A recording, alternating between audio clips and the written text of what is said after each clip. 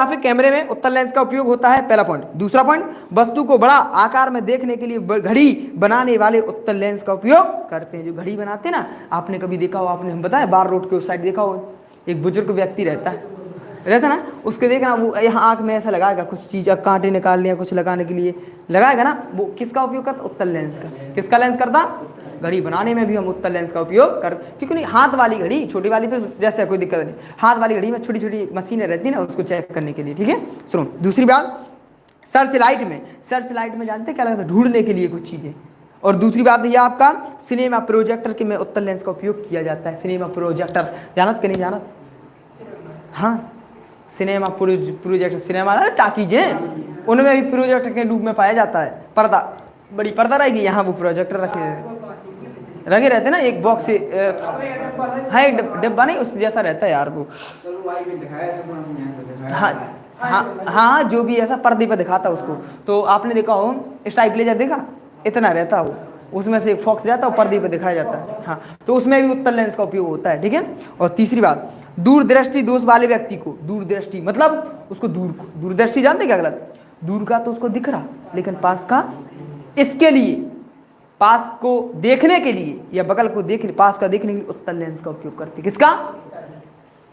अगर कोई बुजुर्ग व्यक्ति है, अगर आपको उसकी आंखों में देखना है, उसके चश्मे में देखना है कौन सा लेंस लगा हुआ, उसको टटो कर देखना, तो आपको देखना उभरा हुआ होगा तो उत्तल लेंस लगा है। उत्तल लेंस लगा है तो आप समझ जाना कि उनको, दादाजी को पास का नहीं दिख रहा होगा, दूर का तो इन्हें दिख रहा, लेकिन पास का, इसलिए जो उत्तल लेंस। आपको पूछना ही दादाजी से। समझ में आ रहा कि नहीं आ रहा? DR Sanjeev, I understand this topic. कौन हो भाई? DR संजीव, कहाँ से हो? चलो ठीक है, आगे देखो, समझ में आ रहा कि नहीं आ रहा?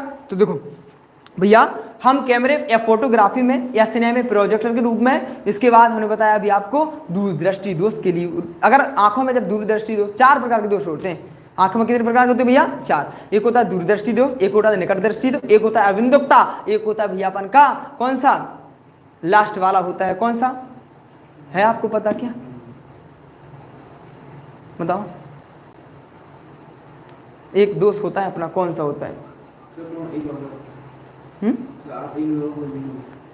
एक होता है, देखना आप ध्यान से, दूरदृष्टि दोष, एक होता है निकट दृष्टि दोष, एक होता है अविंदुकता, और दूसरा होता है आपका जिसमें भैया उस लेंस में आप ऊपर देखोगे ना तो ऊपर की चीज दिखाई नहीं देगी, लेकिन कहाँ की देगी भैया? नीचे की। आप कभी भी, आपकी मम्मी या पापा आपको ऐसे बुलाएंगे ना तो आपको ऊपर का बिल्कुल नहीं दिखेगा, अगर नीचे देखोगे तो बिल्कुल साफ साफ दिखेगा, अगर पीछे सब जगह दिखेगा, लेकिन आपको ऊपर का दिखेगा नहीं।